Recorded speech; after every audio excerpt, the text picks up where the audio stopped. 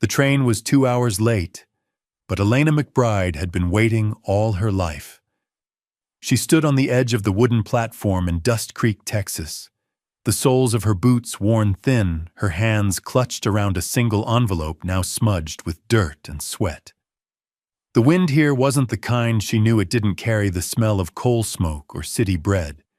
It carried open sky, dry earth, and the weight of every woman who had ever arrived in this place, hoping for something better. Her stomach twisted, not from hunger, though she hadn't eaten since yesterday, but from something deeper. Fear, maybe, or grief she hadn't let herself feel since the day her father died. He'd left her with nothing but debts, his old blacksmith apron, and this one letter. McBride saved my life 15 years back. If he's gone, I reckon the debt comes due. Tell his daughter she'll have a home here. No questions asked. Cole Tanner, a man she had never met. A rancher with a name like a hammer. And here she was, alone, exhausted, carrying everything she owned in a single battered case, answering a promise she hadn't made. Dust Creek, she whispered to herself as she stepped off the platform. The town looked half asleep. A few storefronts lined the main street, a saloon with dusty shutters, a church with a leaning steeple, and a general store with cracked windows. There was one boarding house, and even that seemed to eye her suspiciously. She walked stiffly to the porch of the Delaney boarding house, knees aching from the journey. The door creaked open before she could knock. "Well, you're either lost or running," said the woman standing in the doorway. Late 50s, wrinkled in all the places that had smiled too often or not enough. Her apron was dusted with flour, and the smell of cornbread drifted behind her. "I'm Elena McBride," she said, her voice rasping like it hadn't been used in days. "I'm here for Mr. Tanner." The woman's eyebrows rose just enough to register surprise, not shock, not judgment. "Mail order bride." "Not exactly, sure," the woman said, stepping aside.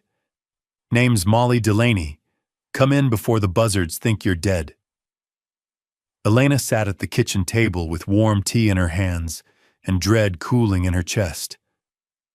"Let me guess," Molly said, slicing bread like she was cutting through someone's life story.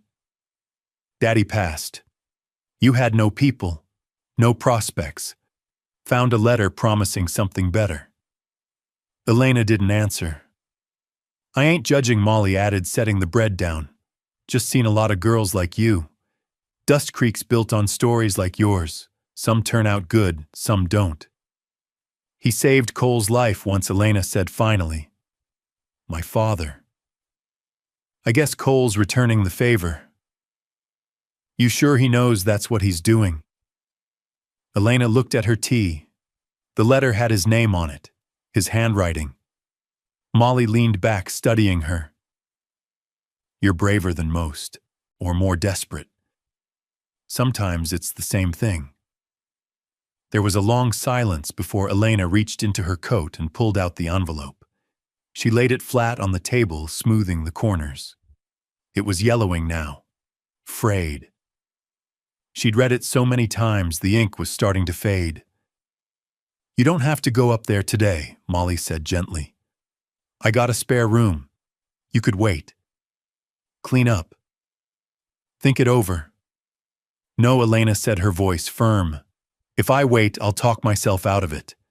And I've got nothing to go back to." Molly looked like she wanted to argue but didn't. She just handed Elena a biscuit wrapped in cloth and walked her to the porch. As Elena stepped into the light, Molly called after her. "You ain't the first girl to run west. Just make sure you're not running from yourself." The walk to the Tanner Ranch was 6 miles north down a dirt road that cut between fields gone to dust and sky gone to fire. The sun was dropping fast, bleeding orange into the horizon. Her boots kicked up dry earth. Her mouth tasted like metal. Each step made the weight of the past fall heavier on her shoulders. She thought of her father.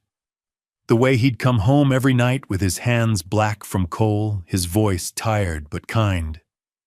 How he never once asked for more than what he had. How he'd hidden his sickness until the very end, coughing blood into his rag, whispering to her, "There's one man out west who owes me. You go to him, girl. He'll know what to do." She hadn't cried when he died. She hadn't cried when she buried him alone. But now, with the ranch house just visible at the top of the hill, crooked fence posts peeling paint, chimney smoke rising, the tears threatened. She stopped, pulled the letter from her pocket one last time, and whispered the words she had rehearsed 100 times. "My father said you need a wife. I guess I'm here to find out if he was right." The wind didn't answer. The house stood like a question waiting to be asked. She adjusted her shawl, wiped her hands on her skirt, and climbed the last few steps to the porch. Before she could knock, the door creaked open. There he stood, Cole Tanner, taller than she imagined. Broad shoulders, rough beard, one side of his face marked with an angry scar that cut through his cheek and disappeared under his collar. His eyes, dark, unreadable, fixed on her without blinking. He didn't say a word, and neither did she. They stood there strangers with the wind pressing against them like fate itself. Then finally, she lifted her chin and said it aloud. "My father said you need a wife." Her voice didn't shake this time. "I guess I'm here to find out if he was right." The door creaked open wider, and Elena stepped across the threshold like she was walking into a courtroom. The warmth of the hearth hit her first, then the quiet. Not silence exactly. More like a house that had learned to breathe alone. Cole Tanner stepped back without a word, giving her space. His eyes scanned her not in hunger, not even suspicion, just carefully. Like a man who didn't trust what he saw at first glance. The scar on his cheek didn't make him ugly. It made him harder to read. He shut the door behind her with a dull thud. The room was dim. One oil lamp burned on a side table. The floors were wooden and worn smooth, the walls unadorned except for a single shelf lined with books. Everything smelled like earth and smoke, no perfume, no polish. Just living. "I'll take your case," Cole said finally. His voice was low even, like boots over gravel. Elena handed it over, feeling the weight of her decision transfer with it. He set it down near the stairs, then turned back. "You hungry?" She nodded. "A little." He moved to the stove in the corner, poked at embers. A pan clattered. Water hissed. She sat down at the small table, watching his back straight as a post, tense as wire. "You live alone?" she asked. 4 years now. Before that, my folks." He cracked eggs into the pan. No more explanation offered, none asked. The fire popped. When he turned, she saw the scar in full. It wasn't fresh, a long gash that pulled slightly when he moved his jaw. She didn't flinch. He noticed. "You don't look surprised." "My father had burns on his arm," she said. "Forge accident." He said the hardest part wasn't the pain. It was the staring. Cole didn't reply.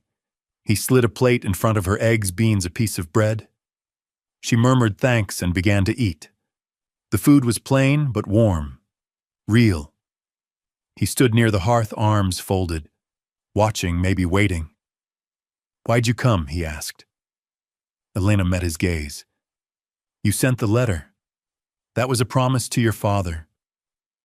"Doesn't mean it was a call." She set her fork down gently. "You didn't have to write it, but you did. And I had nowhere else to go." He studied her. "I figured you wouldn't come."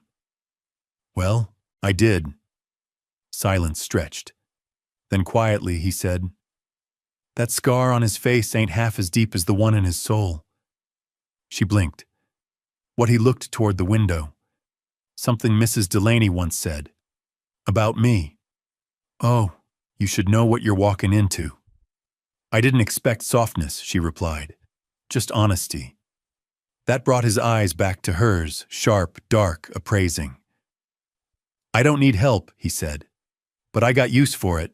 House is too big, land's too much. Always was. I manage. But it's just that.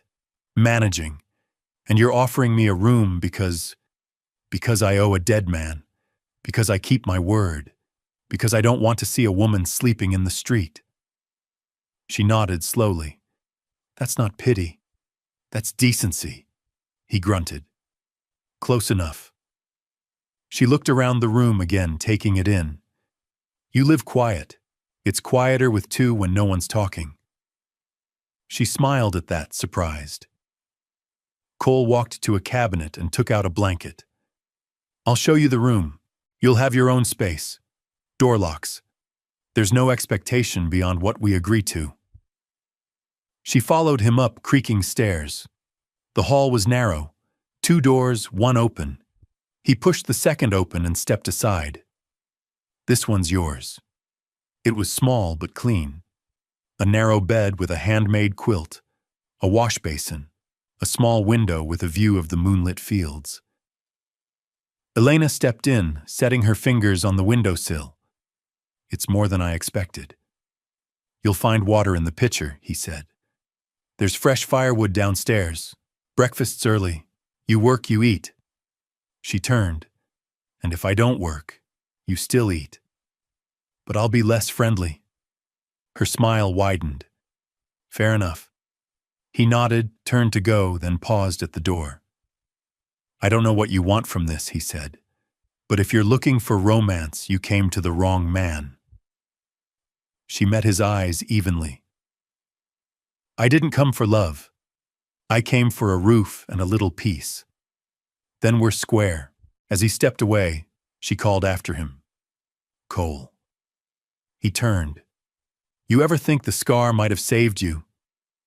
He stared at her for a beat, unreadable. Then, it killed the man I used to be. He walked away. Elena sat on the edge of the bed after he left, boots still on hands, resting on her knees. The room held a strange kind of quiet, not hostile, not cold, just uncertain. She reached into her coat and pulled out the letter again, running her fingers over the faded ink. The lines were nearly worn away, but the promise still echoed. In her father's last days, he had whispered, "He's a good man, even if the world says otherwise." He just forgot how to believe in people. She hadn't believed him then, but maybe she was starting to. She didn't know if this arrangement would last a week or a year, but she knew this much: Cole Tanner was a man who had stopped asking for anything, and she was a woman with nothing left to give except herself. The next morning she woke to the smell of smoke and burned bread. She came down the stairs to find Cole cursing at a skillet smoke curling up to the rafters. He looked up, sheepish.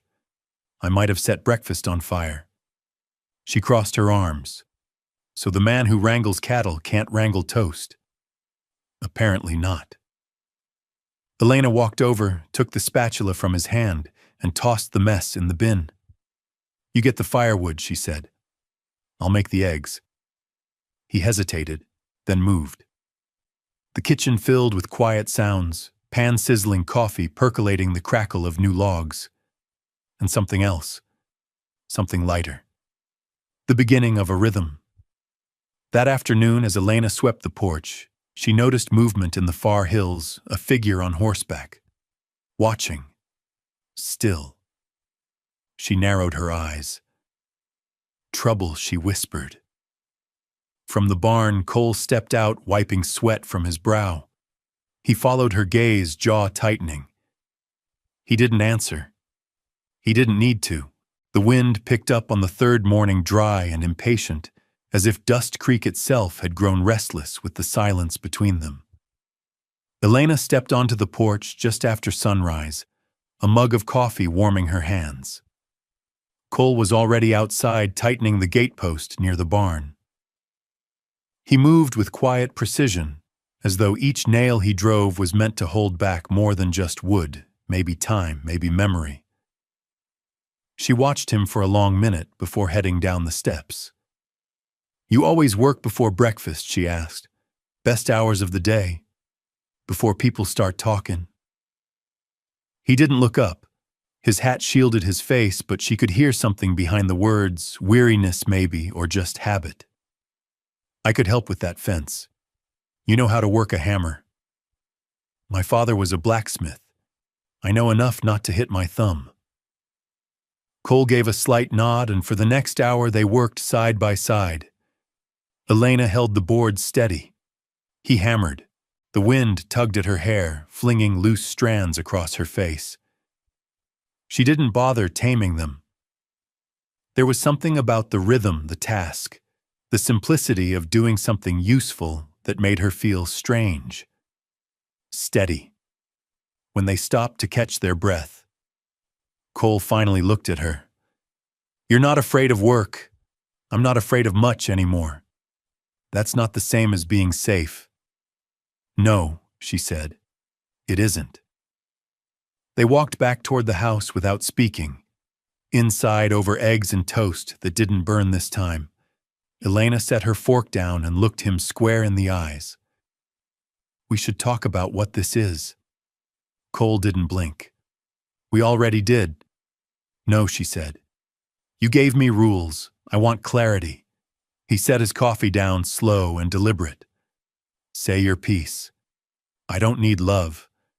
I need a place to sleep where no one's waiting to turn me out in the morning." His gaze held steady. That what happened before she stiffened. "Your father's letter didn't say much." He added, voice gentler. "Didn't say what you'd been through. Because he still thought I was whole." A pause, she went on. "After he died, they tried to take the shop. The house went first, then the tools. Then the rumors came. That I'd stolen money. That I'd offered things to keep the lights on." Cole didn't flinch. He just listened. "I didn't," she said. "But it didn't matter. No one wants a woman who has to explain herself." He leaned back slightly. "You don't have to explain anything to me. That's why I came. Because I read your words. Because you didn't ask for anything but a chance." She looked down at her hands. "I don't want to feel small anymore. Or like someone's pity. I want something mine, even if it's just a corner of land and chores to do." Cole nodded slowly. "You've got that here," he said. "As long as you want it." She looked up. "That's not a proposal." "I already married you," he said dryly. She smiled despite herself. "I mean it," he added. "You don't owe me anything. Not your body, not your affection, just honesty. You pull your weight, I'll pull mine. And if I fall short, you won't." The certainty in his voice surprised her, almost more than kindness would have. They sat in companionable quiet for a few minutes. Finally, Elena stood. "I'd like to clean the storeroom today. Looks like it hasn't been touched in years. That's because it hasn't. Then it's about time." He watched her as she pulled her hair back into a tie and rolled up her sleeves, noticing, not judging, not longing either. Just seeing her. By midday, she was waist-deep in dust and forgotten tools. Old bridles, rusted lanterns, crates filled with cracked jars. She set aside anything salvageable and swept the rest into piles. At the bottom of one crate, she found a stack of books wrapped in faded cloth. Journals, maybe. She brushed one open. The name on the first page stopped her. Martha Tanner. Her eyes widened. Cole's mother. She closed it quickly and placed it aside, unsure if he'd want her touching those memories. Behind her, the floor creaked. "You found her books," Cole said softly. Elena turned. He stood in the doorway, arms folded, a shadow over his face. "I wasn't snooping." "I know." She wrote everything down. Letters, thoughts, grocery lists, pages of it, Said the dust couldn't steal her memory if it was written. Elena hesitated. Would you like me to leave them alone? No, he said after a moment. She'd have liked you. You two have the same kind of quiet fight in you. The words hit her somewhere she didn't expect, not like flattery, more like being handed something she'd forgotten she needed. She nodded. I'll keep them safe. That night over dinner they spoke about horses and fences and which seeds might take this time of year. It was the kind of talk people do when they're building something, not just surviving it. After they cleaned up, Cole reached into a drawer and pulled out a folded piece of paper.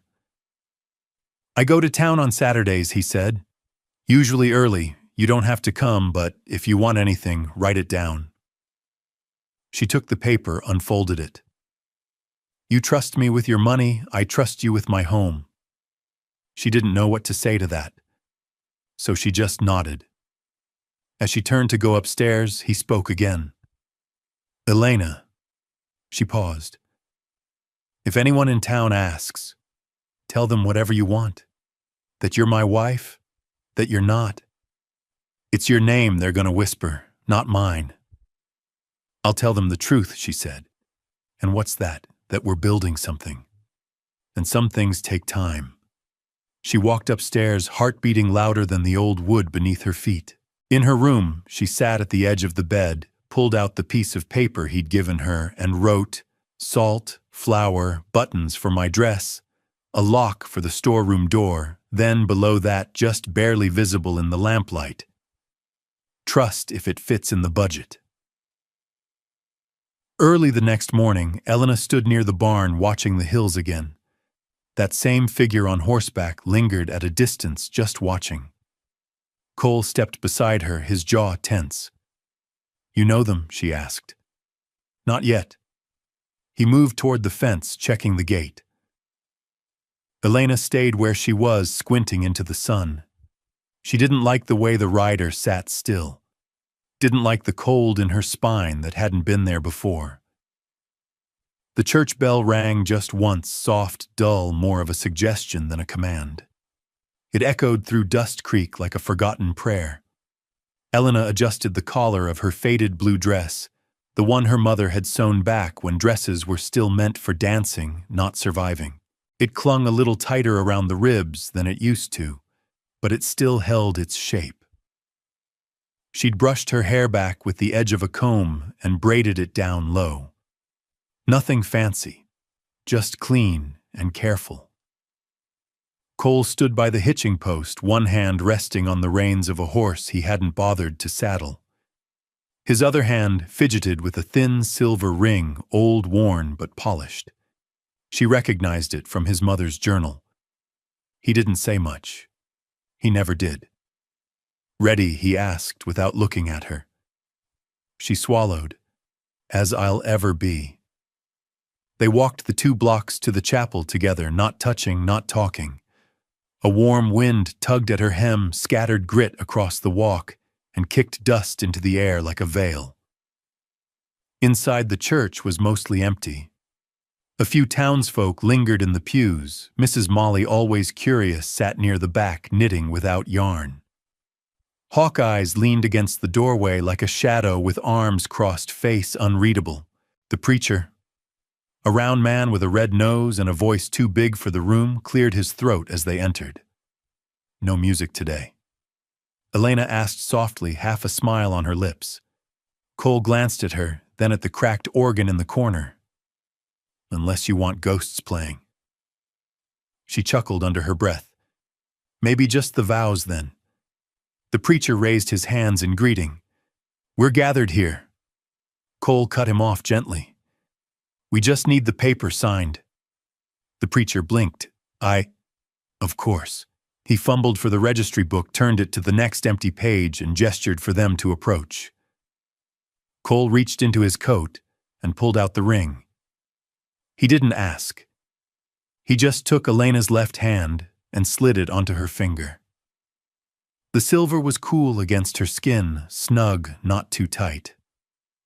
He held her hand for just a second longer than needed, Then, in a voice that sounded steadier than he looked, he said, "You don't need a preacher to make a promise. You need guts to keep it." The preacher stared for a moment, then nodded once. "That'll do." They signed the paper. Nothing fancy, just names and a date. Mrs. Molly leaned forward, whispering to Hawkeyes. "Not much for romance, is he?" Hawkeyes replied without moving his gaze. Romance don't hold up when fences break. Outside the chapel, the wind had shifted. Clouds were rolling in from the west, heavy gray, full of something waiting to fall. Cole helped Elena down the steps, his fingers just brushing hers. "You sure?" he asked her quietly. "You can still call it off. Won't be a scandal if it's just paper." Elena looked up at him. "I signed it. I wear the ring." "What else would it be if not a marriage?" Cole nodded once. "Then we go home." They didn't get far. As they reached the edge of the street, a black carriage pulled up. The kind that didn't belong in a dusty town like Dust Creek, polished wheels, clean windows, and 2 black horses too well fed for local land. Charlotte Brewster stepped down in a tailored riding coat, dark red like a dried rose, and boots that had never seen mud. Her smile was slow and sharp. "Well, well," she said. "Did I miss the cake?" Elena's spine stiffened. Cole's eyes narrowed. "Didn't know you were invited," he said. "I invite myself to things I already own," Charlotte replied, brushing non-existent dust from her sleeve. "This land isn't yours." "Oh, darling," she said, stepping closer to Elena. "Everything in this town eventually is." She looked Elena up and down. "So this is your bride. Mail order special, I hear. They ship them now with just enough heart to fake it for a month or 2. Elena's jaw tightened. She didn't speak. Charlotte smiled wider. "No offense, of course. I'm sure you're very talented at pretending." Cole stepped forward, his voice hard. "You done not quite. Just wanted to offer my congratulations. It's always sweet when a man marries out of guilt. I assume this is repayment for McBride's heroics. Poor man's dead after all. What a lovely way to collect." That did it. Elena moved past Cole before he could stop her face to face with Charlotte. "I didn't come for pity," she said. "I came for work. For peace. You think this ring means I'm some desperate thing dragged in on a train. You don't know a damn thing about me." Charlotte tilted her head. "You're right. I don't. And I won't have to. Because this arrangement, it won't last." She turned and stepped back into her carriage. As the horses trotted off, the preacher stepped out of the chapel, rubbing his hands. "Well, that went about how I expected." Cole turned to Elena. "You all right?" She didn't answer right away. Her fingers twisted around the ring. "I've had worse," she muttered. They walked back to the ranch in silence. That night, Elena stood at the window of her small bedroom, staring out at the hills. Clouds blanketed the moon. Far off, a flash of lightning split the horizon. She heard the front door open, slow and cautious. Then Hawkeye's voice, "Low storms coming." Cole's answer was quieter still. "Yeah. I see. They didn't know it yet, but by the next sunset something would burn, a barn, a promise, or maybe something they hadn't even named yet. Whatever it was, the storm wouldn't ask permission, and when it hit, they'd have to stand in it together. Or not at all. The thunder rolled low across the plains, a growl beneath the earth that never seemed to end. Elena stood at the back door of the house, apron, tied hair braided down her back, watching the clouds boil above the hills. The chickens clucked nervously in their coop, wind stirring feathers and dust alike. She took a deep breath, held it, then turned toward the kitchen, where smoke curled up from the skillet like a warning. Cole had tried. He stood at the stove, shoulders tense, spatula in one hand, and frustration thick in the air around him. "Let me guess," Elena said, wiping her hands and stepping in. "You tried to make coffee again." He didn't look at her. "Burned water somehow." "That's new. That man burned water trying to make coffee." "Lord help him," she muttered, teasing just enough to make the corner of his mouth twitch. "Reckon that's a talent. It's something." She gently took over, guiding him aside like easing a horse from a rocky trail. The fire was too hot, the pan too dry. She added a little bacon grease from the tin, cracked 3 eggs, and moved with confidence she hadn't realized she still had.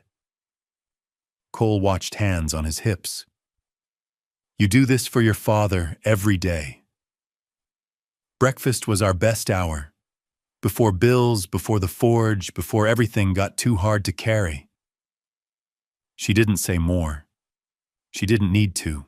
They ate together at the table, and for the first time since she'd arrived, the silence wasn't heavy. It was easy, familiar. Cole reached for the jar of jam. "This yours, Mrs. Delaney gave it to me. Said I looked like someone who needed a little sweetness." He spread a thick smear over toast, then paused. "She's not wrong." Elena glanced at him. "About me needing it, about you looking like it." Their eyes met across the table. A beat passed, then another. Outside, thunder cracked. The chickens squawked in alarm. Elena stood up quickly. "I need to go check the coop. That wind's pulling hard." Cole followed, grabbing his hat. "I'll go." "No," she said, already halfway to the door. "They know me better." By the time she reached the yard, the rain had started. Fat, cold drops pelted the dirt, turning it slick in seconds. The coop was swaying under the gusts, its door half unlatched. She dashed through the mud skirts, flying, reaching the enclosure just as a terrified hen bolted past her feet. Elena Cole's voice thundered behind her. "I've got it!" she shouted, gripping the door, pulling it shut against the wind, but a branch, thick and sharp, snapped loose from the tree above. She turned just in time to see it falling fast, sharp toward her head. And then he was there. Cole tackled her to the ground, his arm braced above her, the branch slamming into the dirt where she'd been standing a heartbeat before. They hit hard. The world spun. Rain fell in sheets. And for a moment, they didn't move. His weight pressed into her, his face inches from hers, eyes wide with something raw and shaking. "You all right?" he rasped. Her breath hitched. "I think so." He didn't get up right away, didn't speak. His hand slid to her face, brushing wet hair from her cheek. Then, without thinking, without asking, he kissed her. It wasn't soft. It wasn't sweet. It was like him. Solid, honest, rough around the edges. Her fingers clutched his shirt, pulling him closer before he pulled back, breathless. Lightning lit the sky. "I thought that branch he started but couldn't finish." She touched his chest. "You scared me too." They helped each other up, soaked to the bone, shivering hearts pounding harder than the storm. Back inside, Cole built the fire high. Elena stripped off her wet dress behind the screen and wrapped herself in a blanket. He handed her a cup of tea, his hand shaking. She took it, sat, stared at the flames. Neither of them spoke. Not about the kiss, not about what it meant, but everything between them had shifted. The house felt smaller now, closer. That night she couldn't sleep. She lay staring at the ceiling, heart still racing. When the wind rattled the window, she sat up and crossed to the glass. In the distance, the hills looked different. Too orange, too bright. Her eyes widened. Fire. She bolted from the room, down the stairs. "Cole," she shouted. He was already lacing his boots. "I see it." They ran out into the night. The old hay barn 2 fields over was burning. The blaze snapped and howled, eating timber like kindling. Cole grabbed a shovel. Elena grabbed the pump bucket. Hawkeye's was already there, silhouette dark against the flames, beating back sparks with his coat. "Get the animals out!" Cole shouted. Elena moved fast, swinging open the pen, guiding panicked sheep and a stubborn mule into the field. The wind threatened to carry embers toward the house. For 2 hours they fought, hands blistered, throats scorched, together, side by side. When the fire finally died, they collapsed into the dirt, covered in ash. Breathing hard, no words. Just the knowledge that something or someone had lit it on purpose. Cole stood slowly, jaw clenched. Someone wants us scared. Elena looked toward the blackened ruin. Then they're underestimating how much I've already lost. He turned to her, eyes fierce. "You're not alone anymore." She nodded once. "I know." Behind them, Hawkeye's walked over, eyes scanning the horizon. "Found boot prints near the fence line," he said quietly. "Not yours?" "Not mine," Brewster Cole asked. Hawkeye's didn't answer. He didn't have to. The next day, Elena worked in silence, clearing what could be saved. Cole hauled charred beams out by hand. Neither spoke about the kiss or the fire, but both lingered, heavy and real. Just before sundown, Cole walked up beside her, handed her a tin cup. "Wasn't your fault," he said. "I know," she replied, "but it still feels like something broke." He nodded slowly. "Then we rebuild." The sun hadn't even cleared the ridge when Hawkeye's knocked on the kitchen door. Not a loud knock, not rushed, but the kind that meant something needed saying and it wouldn't wait for breakfast. Elena opened the door, apron still tied, sleeves rolled up. She could smell the fire's remains in her hair even after 2 washings. Hawkeye's nodded. "Where's Cole Barn?" she said. "Checking what's left. I need you both." Elena didn't ask. She grabbed her shawl, slipped on her boots, and followed him through the brittle morning haze. Cole met them halfway down the trail, arms streaked with soot, eyes heavy from too little sleep. He didn't speak until they stopped under the cottonwood tree behind the paddock, a spot just out of the wind, just far enough from the house. Hawkeye's crossed his arms. "I found something." He reached into his coat and pulled out a strip of red cloth silk, expensive, burned at the edges. Caught it snagged on the barbed wire 30 feet from the barn. Whoever lit that fire wasn't careful. Cole took the cloth, turned it over in his hand. "That color? That's Brewster's stable livery." Elena frowned. "You're sure I helped her break that black mare last spring?" Hawkeye said. "Her stable hands wear red, always have." "She won't be foolish enough to do it herself," Cole muttered. "She sends others." "Someone who thought we'd run," Elena said, voice calm. "But we didn't." No, Cole agreed. "We didn't." Hawkeye's looked between them. This wasn't just spite. It was a message. You built something she can't buy, and that scares the hell out of her.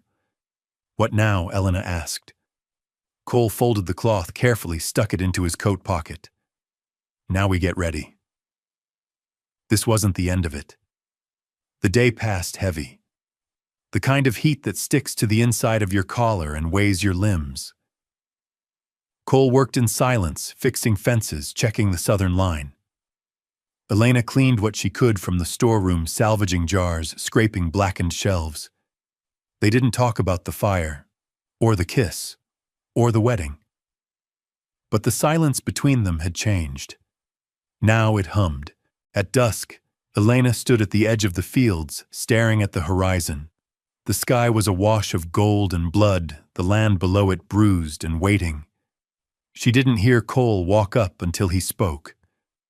"You told me once you weren't afraid of much." "I remember." "You afraid now?" She didn't answer for a long moment. Then softly, "I'm afraid of losing something before I understand what it is." He nodded. "I get that." They stood in the quiet, the wind barely moving. Then Cole said, "I want you to stay." not just as part of the deal, not just because of a promise to your father. I want you here as mine." Elena turned to him slowly. "You don't say things like that," she whispered. "I know." "You're saying it now. I've seen the worst of people," Cole said.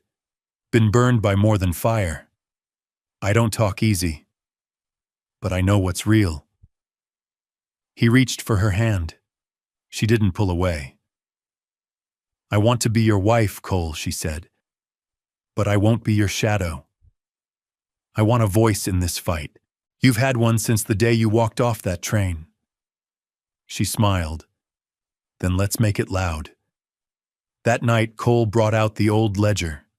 They sat together at the table, elbows touching, studying every line of the land deed, every disputed inch, every survey mark. "This here," Elena said, pointing to a boundary line. "That's what Brewster wants, the water access. She won't get it," Cole replied.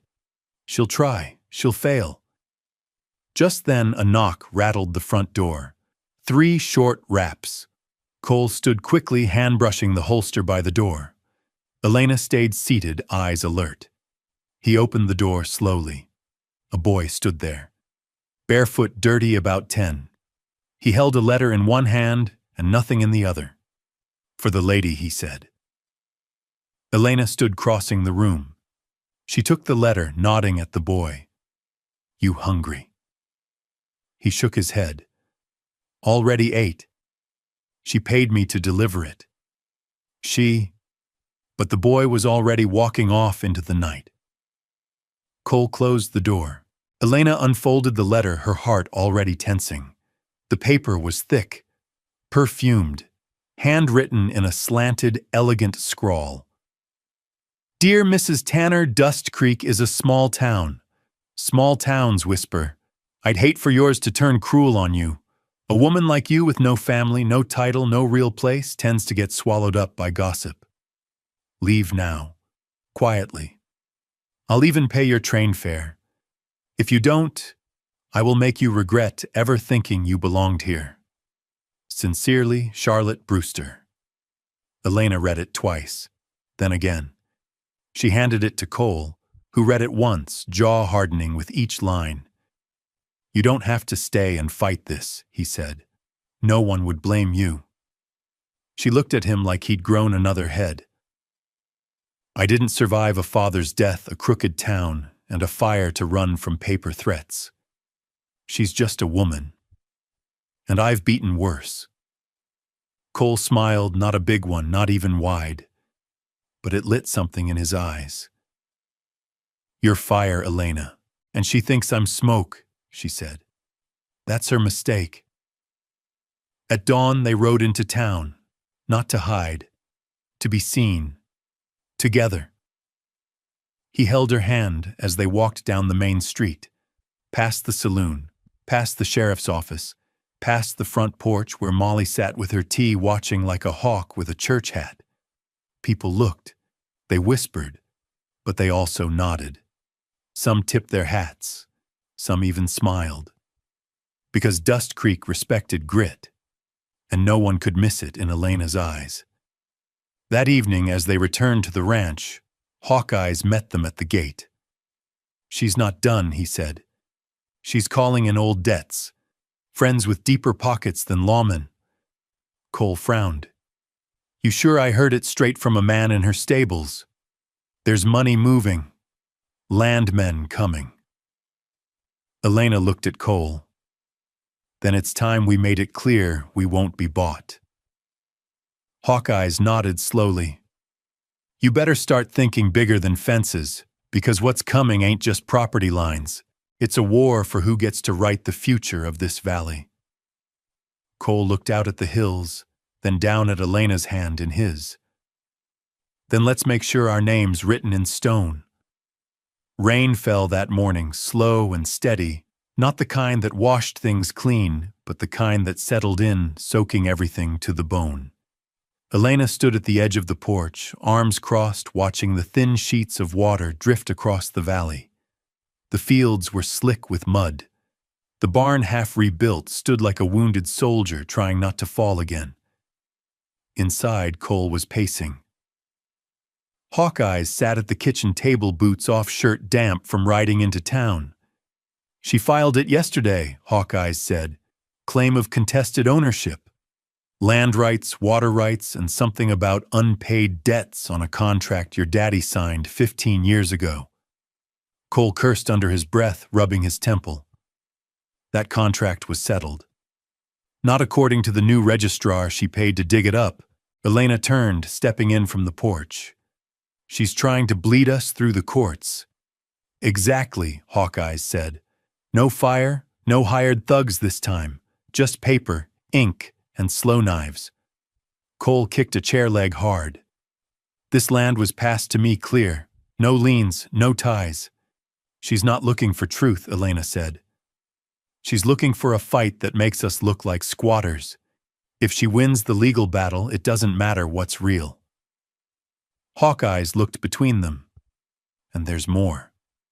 She's stirring up townfolk, whispering about you, Elena, how you came here. What kind of woman agrees to a mail-order marriage and moves in with a man scarred and half wild?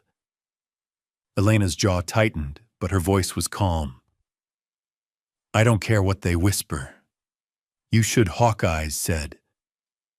Because the sheriff listens when people start talking about fraud and character.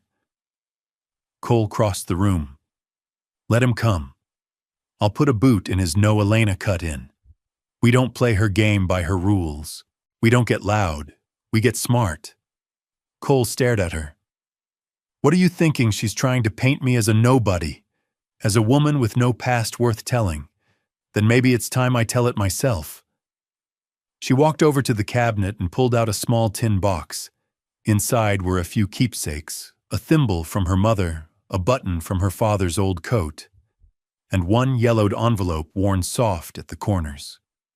She handed it to Cole. My father's final letter to me, she said. He mentioned something I never followed up on. A land purchase, small but legal, just outside of Elkhorn. He bought it under my name after my mother died. Hawkeyes sat up straighter. You own land. I thought it was just sentiment. I was a child, but if it's true and it's recorded, then I wasn't a pauper. I wasn't property. Cole's eyes sharpened. You were a landowner, which means Brewster's entire narrative falls apart. I wasn't a mail-order bride with nowhere to go. I was a free woman making a choice. Hawkeyes let out a low whistle. That'll play different in a courtroom. Elena nodded. If the record still exists, I'll ride to Elkhorn, Hawkeyes said, standing. I know a clerk there from the old days. Give me 2 days.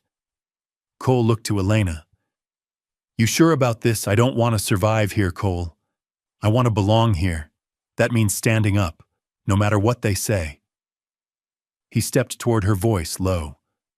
Whatever they throw, we'll take it together. She met his eyes. We already are. By midday, the rain had stopped. The road to town remained muddy, but that didn't stop the visitors. 3 men rode in together, clean boots, black coats, hats, too stiff to belong to any working rancher. Lawyers. Cole met them on the porch, Elena behind him.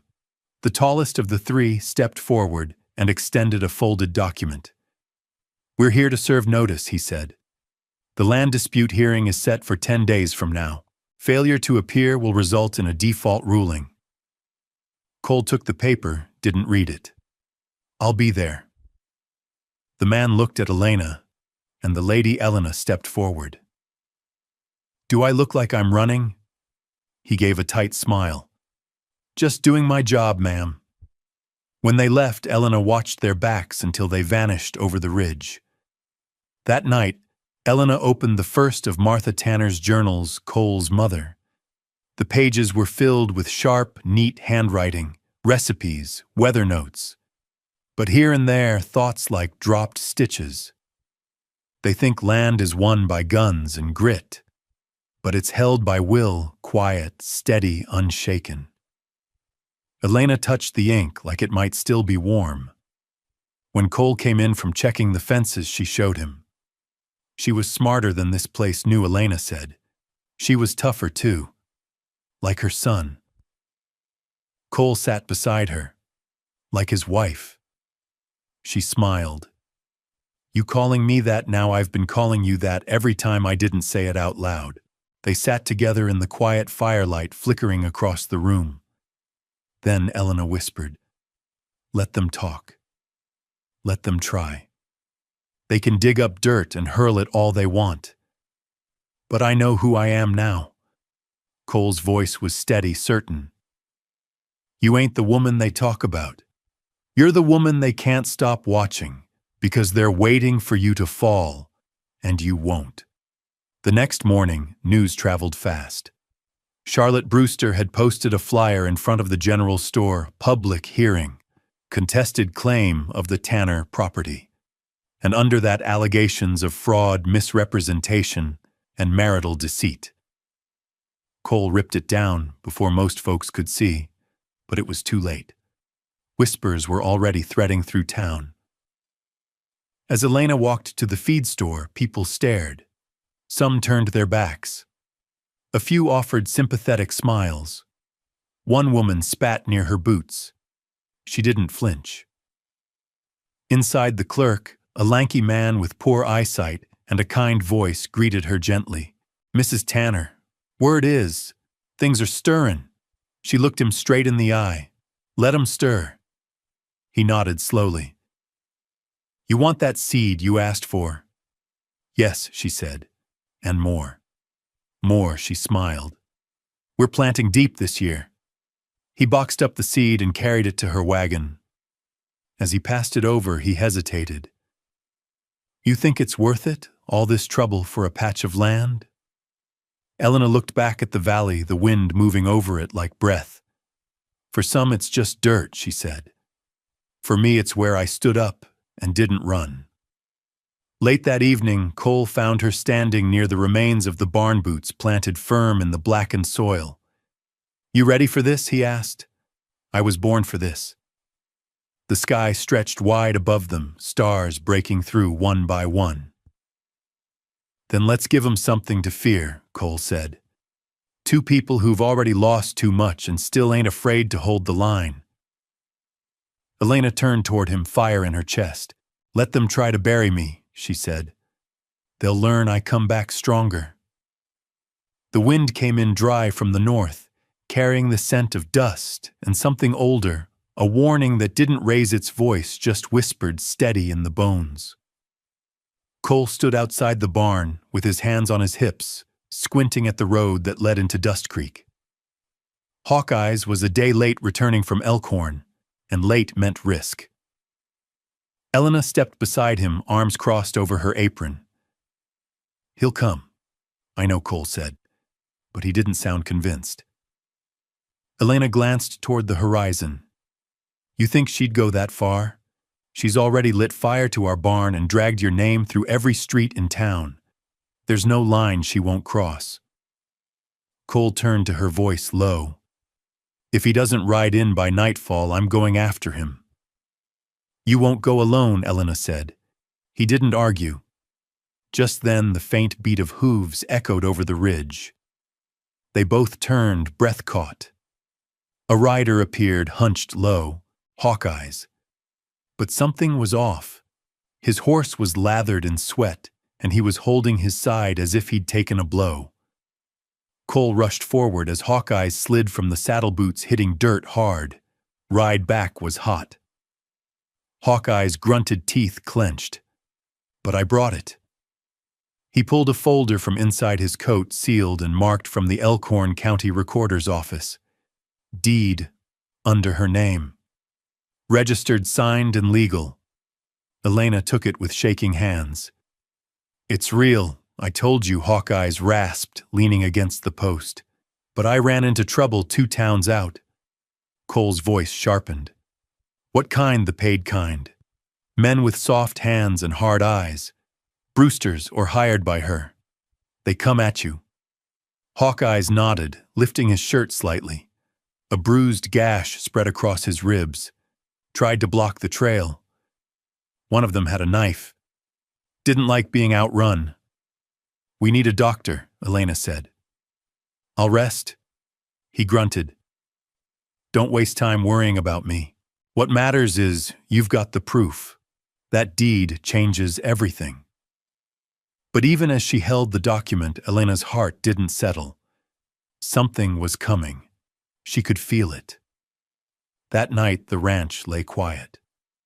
Too quiet. Cole had checked the perimeter 3 times. Elena sat in the parlor with the deed on her lap, rereading it like scripture. Hawkeyes slept upstairs, a bottle of whiskey and a cloth-wrapped knife wound beside him. Around midnight, a sound snapped the stillness. Not thunder, not wind. Gunfire. 1 sharp crack, then 2 more. Cole was already at the window, rifle in hand. Elena's breath caught in her throat. From the tree-lined shadows moved 4, maybe 5 riders moving fast, no lanterns, no warning. They're not here to talk, Cole growled. Elena moved to the back door. We have to protect the livestock. If they take the horses, no, Cole snapped. They're coming for us. Then came the voice echoing through the dark like oil poured over gravel. Elena Tanner. Come out and hand over the deed. It was a woman's voice. Charlotte Brewster. I have the law on my side now, Elena shouted back. You want to settle this, bring your paper to the judge. Oh, sweetheart. Charlotte called, her tone dripping honey and poison. You still think this is about the law? Another shot rang out, striking the porch beam. Wood splintered inches from Elena's shoulder. Cole shoved her down. Stay inside. But Elena had already moved, grabbing the shotgun from above the mantel. I'm tired of letting her decide the rules, she said, loading shells fast. They barricaded the windows. Cole took the front door. Elena the back. The attack came in waves. 2 men on horseback circled the barn, trying to set the remaining hay alight. Another moved toward the chicken coop, torch in hand. Elena took aim and fired. The torch dropped. The man cursed and retreated into the dark. Cole downed 1 rider with a shot clean to the shoulder. The man screamed, fell sideways, and his horse bolted. Then silence. Then Charlotte's voice again. You can hide behind that man all you want, Elena. But you and I both know what you are. A girl with no name pretending to be a woman with a place. Elena stepped out onto the porch. Rain began to fall again, just a mist, the kind that made skin sting and wood slick. She raised the shotgun. I used to believe that, Elena shouted. But I'm not hiding anymore. This land is mine, bought with blood, held with fire. And I swear to God, if you take 1 more step, I'll remind you what a woman with nothing left to lose can do. Silence. Then the thunder of hooves retreating. 1 by 1, the riders vanished into the night. Charlotte didn't speak again, but Elena could feel her. Watching. Planning. By dawn, the ranch was still standing. Barely. Cole sat on the porch steps, elbows on his knees. Elena sat beside him, dirt on her face dress torn at the hem.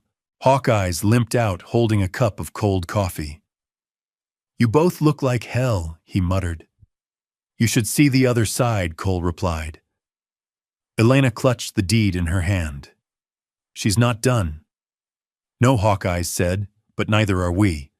Cole glanced at Elena. You scared, she thought for a moment. Terrified, she said. But I'm still standing. He nodded.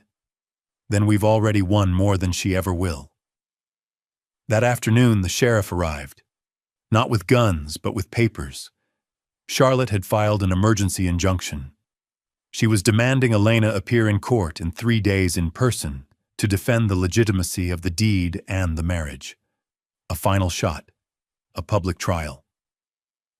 Elena looked at the sheriff square in the eyes. Tell her I'll be there. She turned to Cole.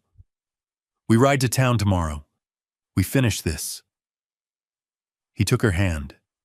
Side by side, The old courthouse in Dust Creek hadn't seen a crowd this size since the bank burned down and took half the records with it.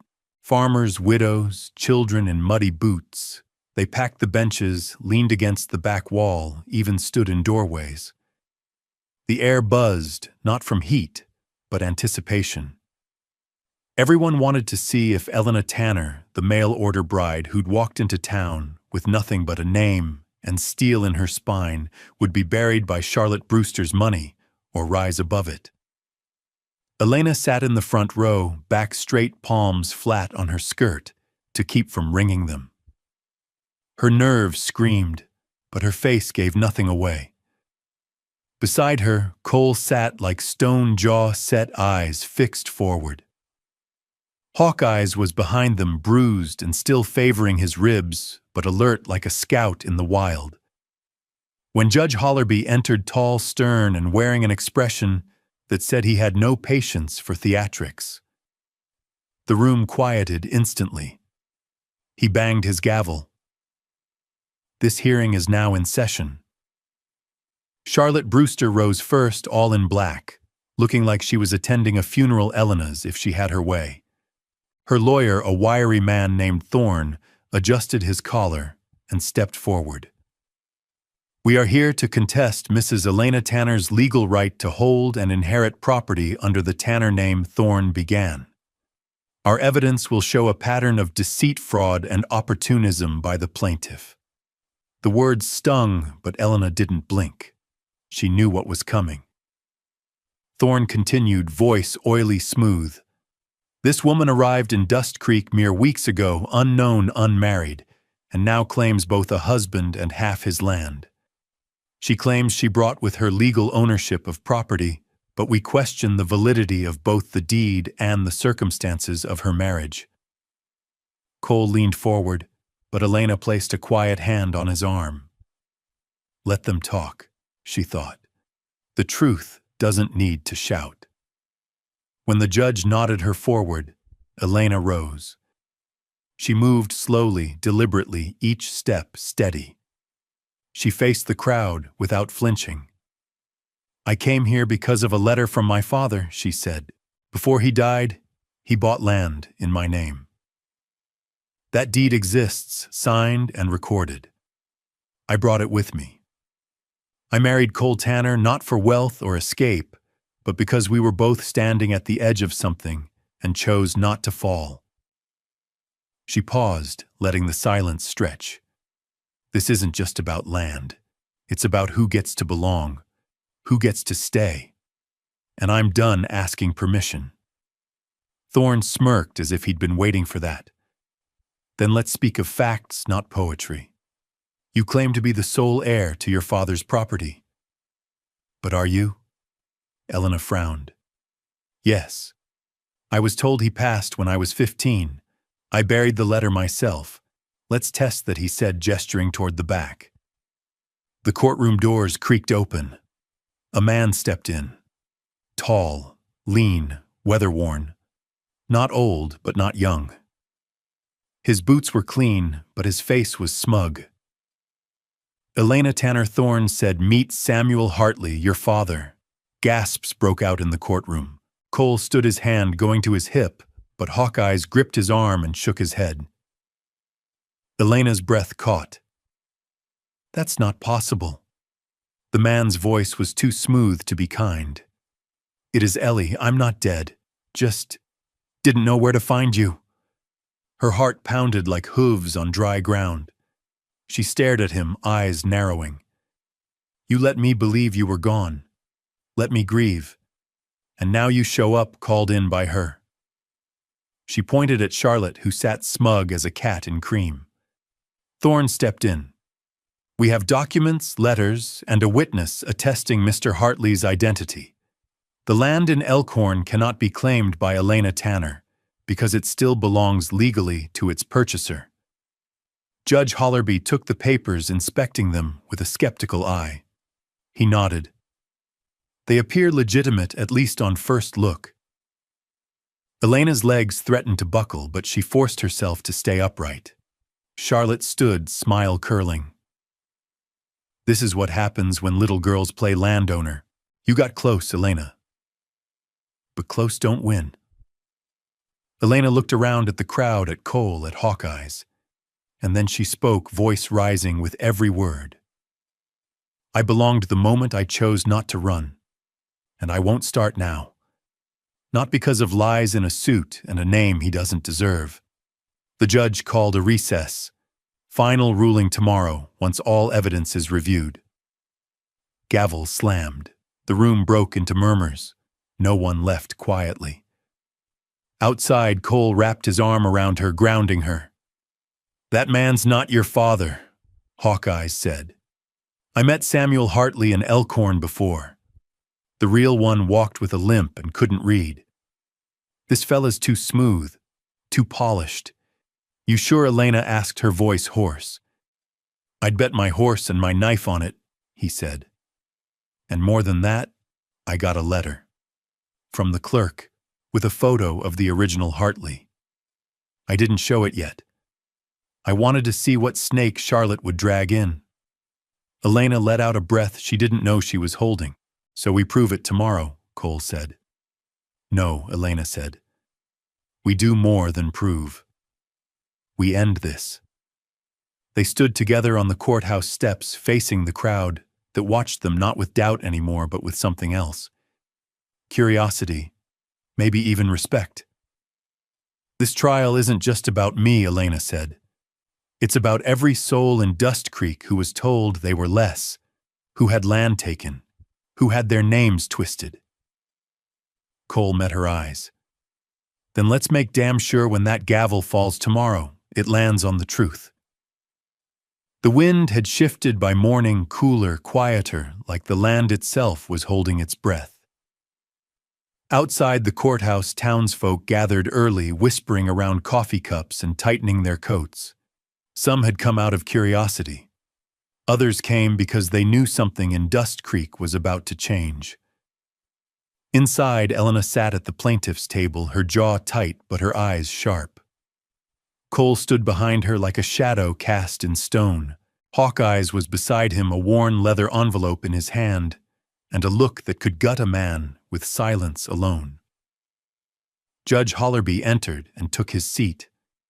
This hearing will now reconvene. We will begin with the presentation of new evidence, he said. Hawkeye stepped forward, the courtroom murmuring at the sight of him, scarred, dusty, but steady. Your Honor, he said, voice gravel, rough but clear, I have in my possession proof that the man calling himself Samuel Hartley is an imposter. He opened the envelope and laid out 3 documents, a notarized death certificate, a photograph dated 5 years prior from the Elkhorn Gazette showing the real Samuel Hartley, older, thinner, with a cane, and a letter from the county clerk confirming his passing. The judge leaned in, inspecting each item. The room fell into stunned quiet. Charlotte Brewster's attorney, Thorne, stood slowly. Objection. These could be forgeries, conveniently timed and difficult to verify under pressure. Then I suggest Hawkeye's cut in, you verify it with Elkhorn's registrar, who's already on the line outside waiting for your call. Elena didn't smile, not yet, but her breath came easier. The judge adjusted his glasses. If this is true, then yesterday's witness committed perjury and misled this court. He was paid, Hawkeye said bluntly. There's a receipt in his coat pocket. I watched him take it. Bring the man forward, the judge said. But the man was gone. Disappeared from Dust Creek sometime during the night, leaving only dust and an unpaid tab at the saloon. Judge Hollerby turned to Charlotte. You brought the witness. Do you deny knowledge of his false identity? Charlotte stood, hands folded, unflinching. I trusted my lawyer. I was misled. Liar, Elena thought. But she said nothing. Let Charlotte squirm in her own poison. The judge banged his gavel. The claim against Mrs. Tanner's deed is hereby dismissed. Her land ownership stands legal and unchallenged. The crowd murmured. Cole squeezed Elena's shoulder. For a moment she felt the solid ground return beneath her feet. But it didn't last. Thorne cleared his throat. We concede that the witness was false. But we have new information concerning Mr. Cole Tanner's past, which bears relevance to the legitimacy of his marriage and his moral standing in this case. Cole stiffened. Elena turned to him slowly. What's he talking about? Cole's jaw worked, but no words came. Thorne produced a small folder. 4 years ago, Mr. Tanner was involved in a brawl outside the Carson Junction saloon. A man died. Charges were dropped, but questions remained. A testimony from that night has just been submitted, and it suggests Mr. Tanner might have had motive. Gasps rippled through the room. Elena looked at Cole. Is it true his voice was low, but it carried? Yes. But it's not the whole story. The judge leaned forward. Mr. Tanner, you'll explain. Cole stepped forward, each step heavy as thunder. That man was my cousin. He came looking for money, drunk, angry. He'd hurt his wife more than once, and I told him to leave town. We fought. He went down hard, hit his head on a stone post.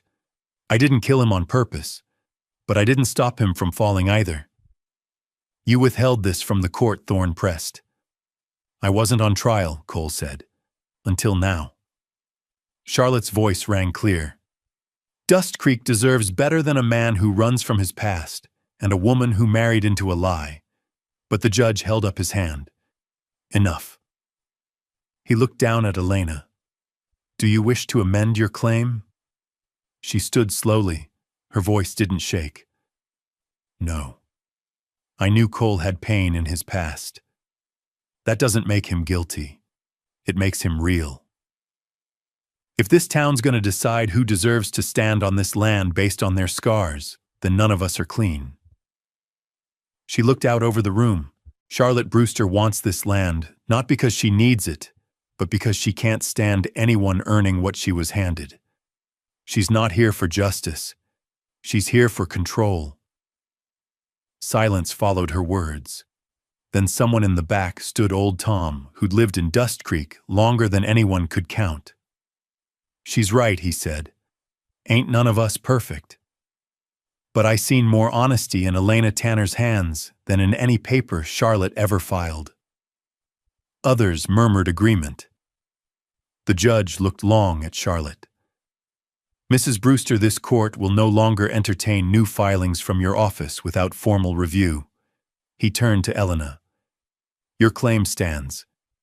You and Mr. Tanner are cleared of all current challenges. Bang of the gavel. It was over. Outside, the sky had turned gold with evening light. The town spilled onto the courthouse steps.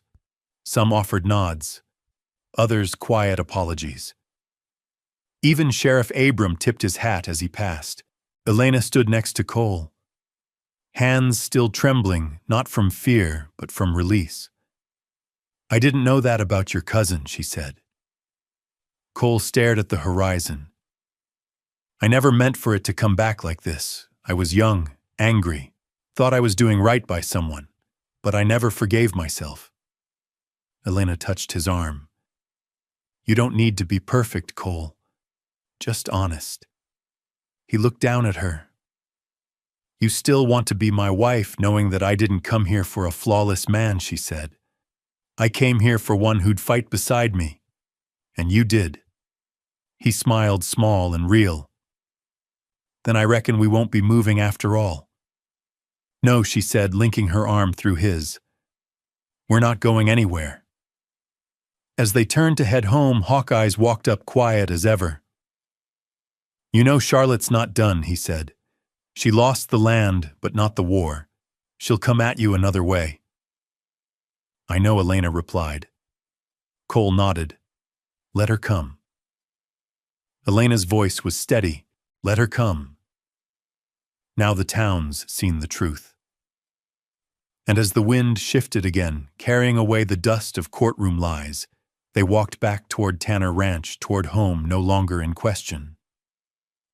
The sound of splintering wood echoed across the valley before the morning sun fully cleared the ridge.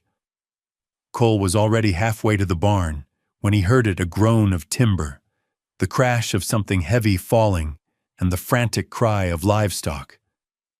Elena raced behind him, boots half-laced, hair barely pinned. What they found stopped them cold. The south fence had been torn clean down. The posts weren't just broken, they'd been sawed clean and deliberate, then shoved over. 2 cows were missing. The paddock gate swung open, the lock discarded in the dirt. Cole dropped to one knee, inspecting the edge of the cut. Fresh, he muttered. Done in the last few hours. Elena's voice was quiet but razor sharp. She's not trying to beat us in court anymore. She's trying to starve us out. They worked in silence for the next hour, repairing what they could, counting animals, patching rails. By midday, Hawkeyes rode in from town, a scowl set deep in his sunburned face. Feed store won't sell to us, he said, dismounting. Same with the blacksmith. Said they're reassessing priorities. You know what that means. She's turning the whole supply chain. Elena said, not surprised. Cutting off the limbs so we bleed slow. And she's not hiding it either, Hawkeyes added. Saw her ride into Abram's office, bold as brass. She's got 3 ranchers lined up behind her, promising them more land if they make our life hell. Cole stood slowly, dusting off his hands.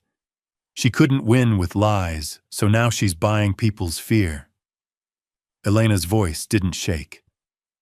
Then it's time we remind this town what courage looks like. That afternoon, she rode into Dust Creek with her sleeves rolled up and her back straight. She went door to door, not to beg, but to talk. She visited shopkeepers, neighbors, elders who still remembered her first arrival. Some listened, some didn't open the door. A few closed it softly, ashamed, but not all of them. Old Tom nodded when she stopped by his porch. Never did trust Charlotte Brewster, all polish and poison. Then speak up, Elena said. We need you. At the schoolhouse, Miss Liddy handed Elena a bag of canned peaches and whispered, You're the first woman who made me feel this place could belong to more than 5 last names. By sunset, Elena had gathered more than food and sympathy. She had a plan.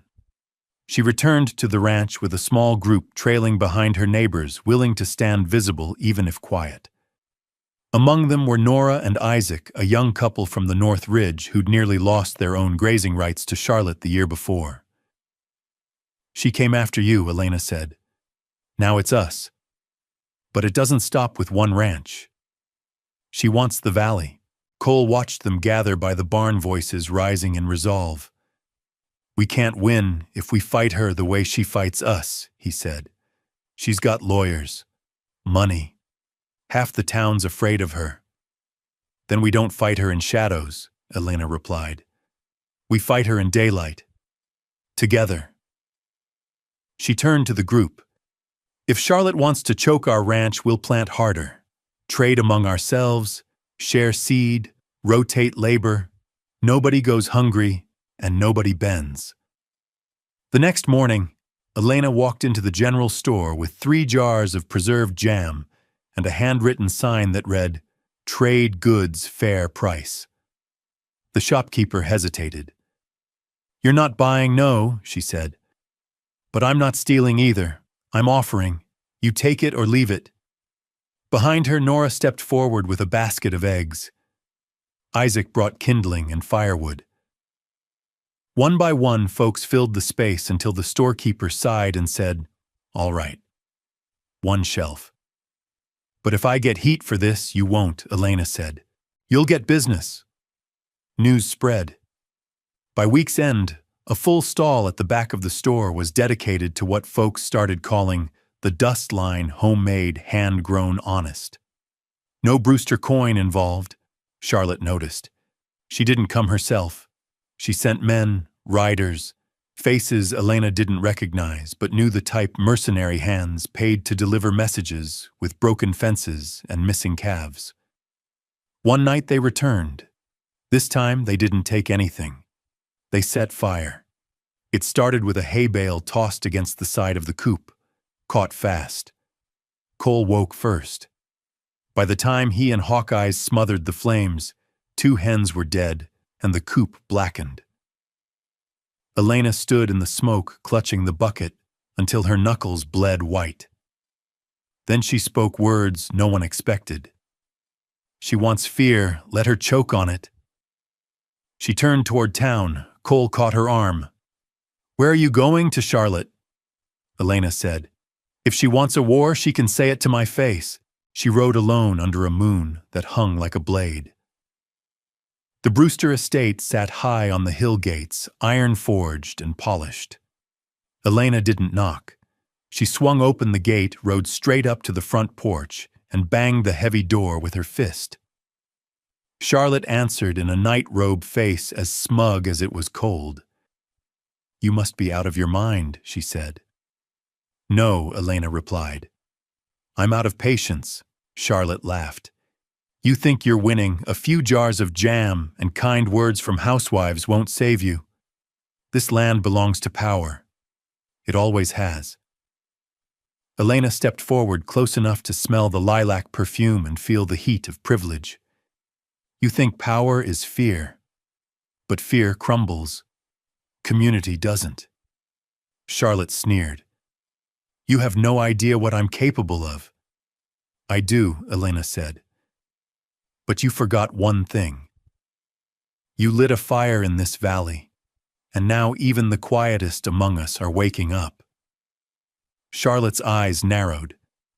"You'll regret this." "No," Elena whispered, her voice like stone. "You will." She turned and walked away, leaving the door wide open behind her. Back at the ranch, Cole waited on the porch. She dismounted, covered in dust and defiance. "She's scared," Elena said. "How do you know?" he asked. Because for the first time she had nothing to say that didn't sound like a threat. Cole took her hand. "Then what's next?" She looked out at the horizon where morning light was just beginning to cut the dark. "Now we gather everyone," she said. "Not just to survive, but to claim what's ours. All of us." Dust Creek had never seen anything like it. By midday, Main Street was humming. Tables were set up along the boardwalk, each covered in patched quilts or flour sack cloth. One held stacks of cornbread, another bowls of stew passed down from tin pots. Children ran with slivers of sugar cane while fiddles played from a flatbed wagon rigged into a stage. Smoke from grilled onions and beef tips mixed with the scent of horses' sweat and something sweeter, hope. The Dust Creek Harvest Day had begun, and Elena Tanner stood at the center of it. She didn't wear anything fancy. Just her cleanest cotton blouse and boots that had seen too much. But she held herself like someone who knew the land had turned, even if the fight wasn't done. "It's not a celebration," she told Nora as they passed around cups of lemonade. "It's a reminder. We're still standing. We built this with what Charlotte couldn't touch: our hands, our time, our will." Nora smiled.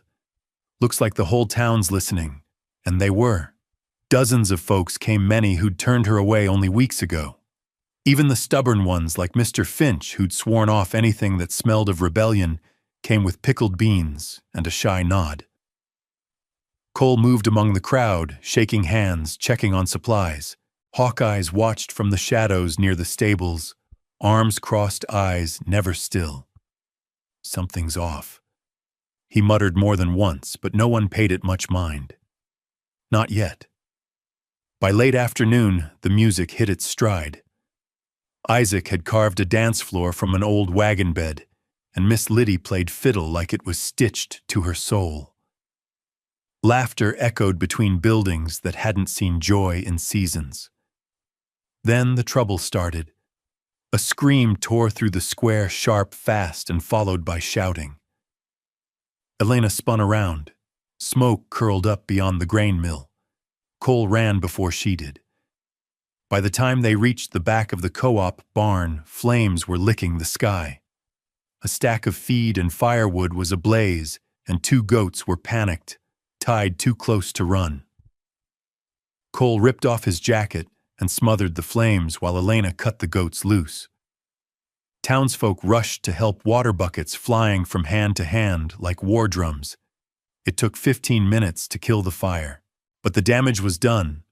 Feed gone, smoke choking the air, and carved into the side of the building with a knife one word, deep and crude: thieves. A chill ran through Elena's spine, colder than any desert night. She waited until we were all smiling. Hawkeye's growled. "That's how she works. Don't shoot straight. Shoot sideways." The crowd stood stunned. The mood cracked like dry earth. Then came the real blow. Sheriff Abram strode into the square, flanked by 2 deputies and holding a folded paper in his hand. "Elena Tanner," he called, voice somber. "You need to come with us." Elena stepped forward. Why, he hesitated. "There's been a formal complaint filed. Accusation of organizing an unlicensed gathering and tampering with town land rights." The crowd stirred in protest. "This ain't right," someone shouted. "She brought us together. This is Brewster's doing," said another. But Abram didn't flinch. "I don't want to do this, Elena, but I've got orders." County judge signed it himself. Elena looked to Cole. "I'll go," she said softly, but not quiet. Then she turned to the crowd and raised her voice. "If they can arrest me for feeding my neighbors, what do you think they'll come for next?" Silence fell. Then old Tom stepped forward. "You ain't walking alone?" One by one, people began to fall in line behind her, not stopping the arrest, but walking with her, a silent wall of support. They marched down Main Street, not a parade, but something heavier. Elena's head held high, her wrists bare because she didn't let them put cuffs on her. At the jailhouse, Abram pulled her aside. "There's more." Charlotte filed a separate motion. "Claims your land deed has ties to old outlaw property, that it was never legally settled." "That's a lie," Elena snapped. "She's pulling ghosts from graves to write her story. She's calling it restoration of legal boundaries," Abram said. "And she's got some new documents to back her up." "Forged," Elena said. "Guaranteed." "But the judge in Larkspur is taking it seriously. They're setting a hearing in 3 days. If it goes through, they'll seize your land until it's resolved." Back at the ranch, Cole threw a tin cup against the wall, hard enough to dent it. "She wants to grind us down one piece at a time. Now she's using law again." "We just beat this." "Not enough," Hawkeyes said from the corner. "She doesn't want your land. She wants your silence."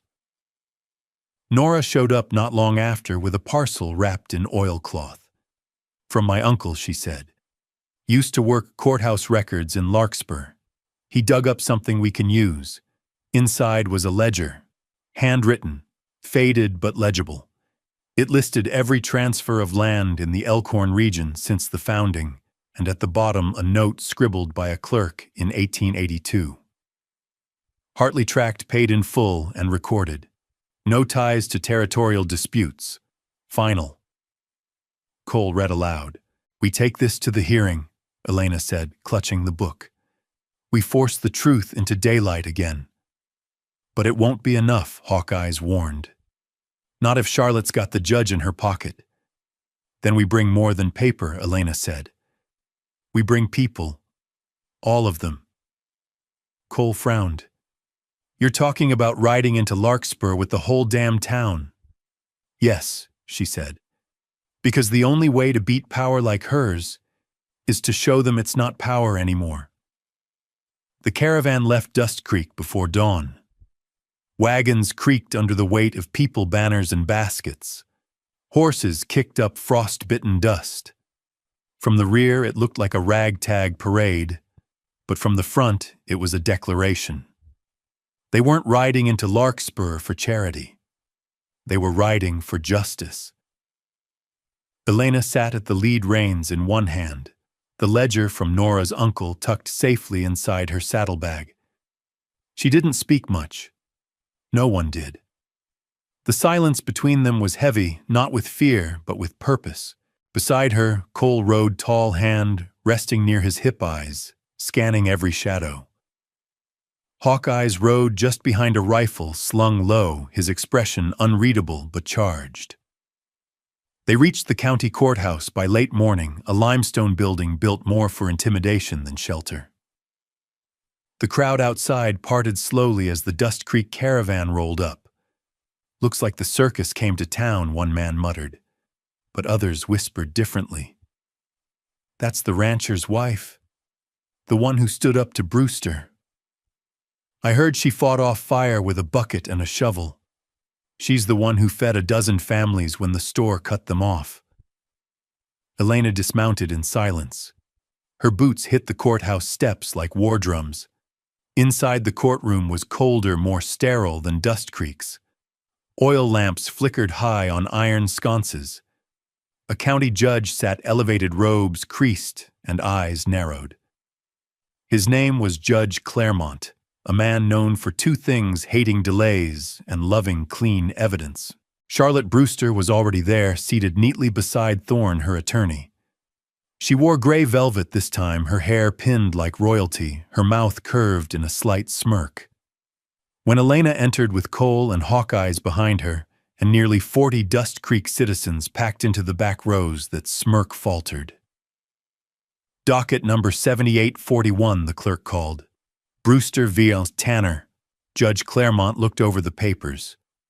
"Claimant seeks to void land deed based on alleged historical fraud connected to the Hartley Tract. Defendant disputes claim with new documentation. We'll hear both sides." Thorne rose first. "Your Honor, we've recently uncovered records indicating the land in question was originally acquired through informal means, never properly surveyed or cleared of prior ownership. As such, any current deed stemming from that origin is tainted." The judge tapped his gavel. "You bring the original documentation." Thorne held up a yellowed paper. "Affidavit signed by a Brewster ancestor confirming disputed status." Elena stood. "With respect, Your Honor, that paper proves bias, not fact." "Do you have better?" "Yes," she said, pulling the ledger from her bag. She approached the bench hands, steady. "This is a certified copy of the Elkhorn Land Registry from 1882.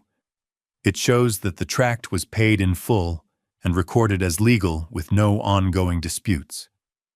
She opened it to the page underlined the clerk's note. The judge adjusted his glasses. "Verified, yes," Elena said.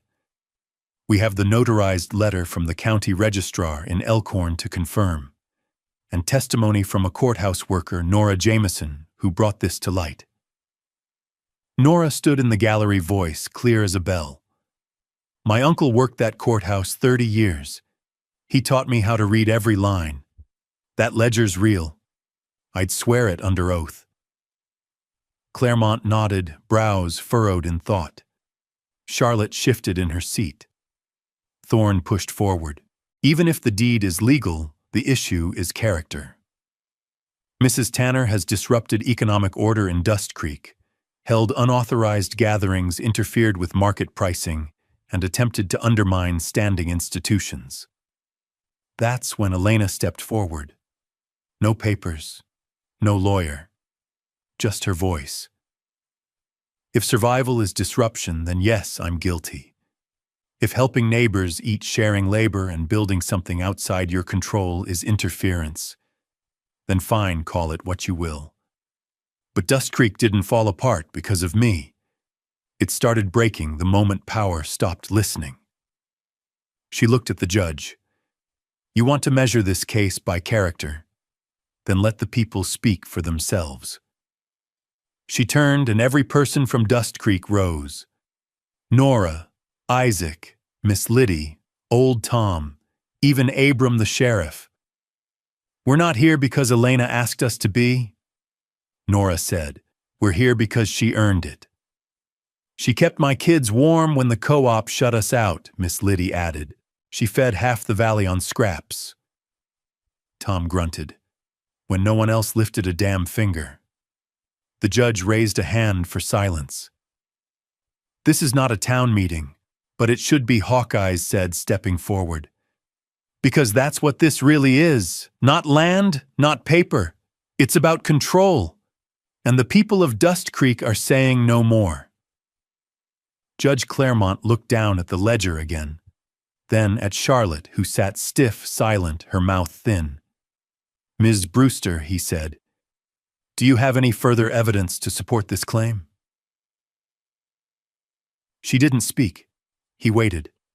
Then, no, Your Honor. He nodded once. Claim dismissed. Deed stands.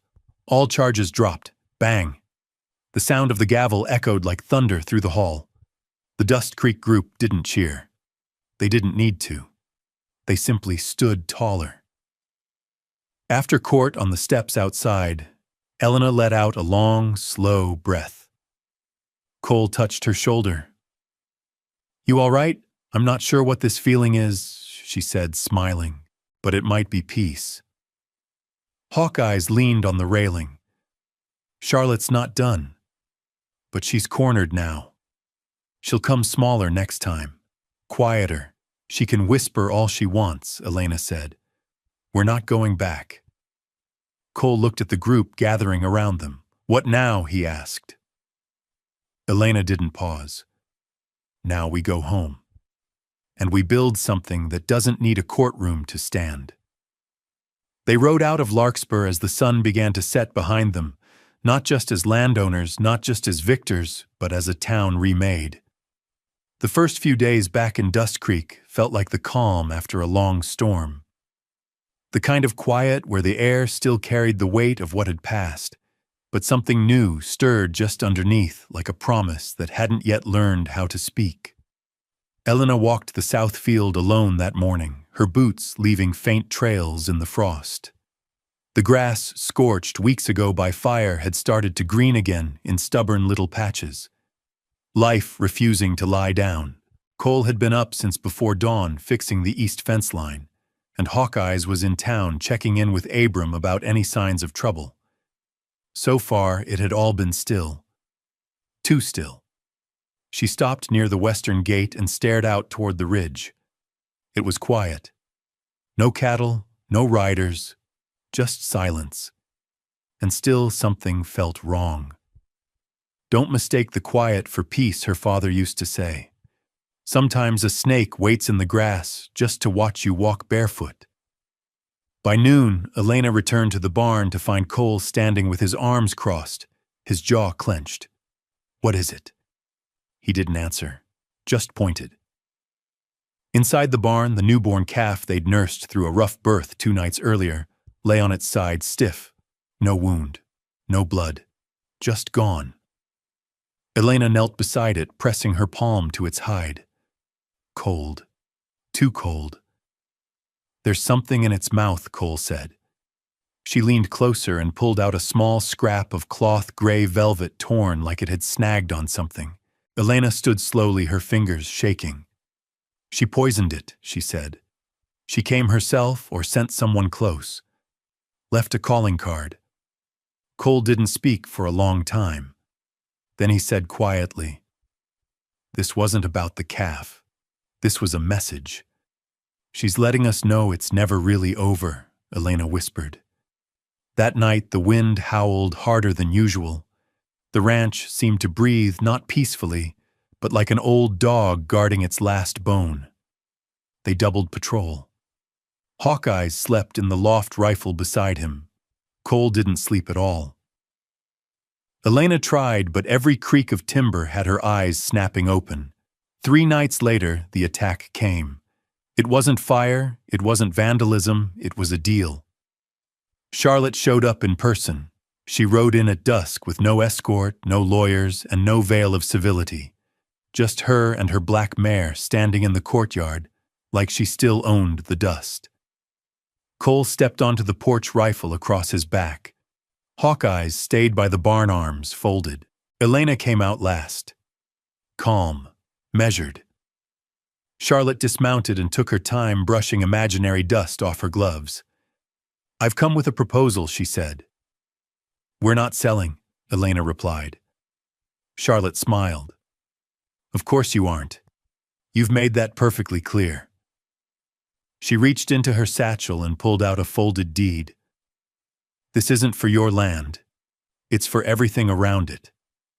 I've acquired the grazing rights from every neighbor you've got west of the river.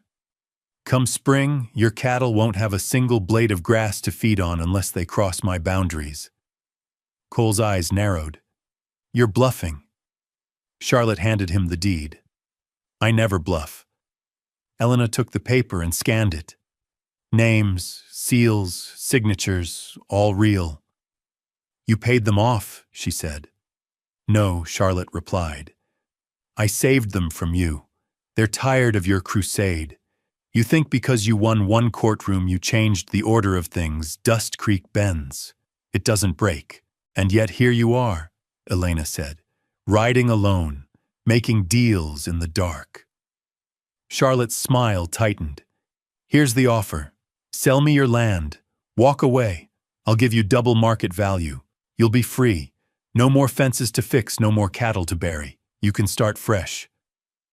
Elena didn't answer. Charlotte stepped closer, dropping her voice. "Because if you stay, Elena, you'll lose everything piece by piece. Not by law, not by fire, just silence. Slow starvation." Cole stepped forward. "You done? Not yet," Charlotte said. "You want to be a symbol, Elena, fine? But remember what happens to symbols. They get torn down when the next one rises." Elena folded the deed, walked past Charlotte, and tossed it into the horse trough. The paper sank with a soft hiss. "You know what the difference is between you and me," Elena said, turning back. "You threaten because you've run out of ways to win. I build because I've got something worth staying for." Charlotte's face broke for just a second, like a crack across porcelain. Then she turned and mounted her horse.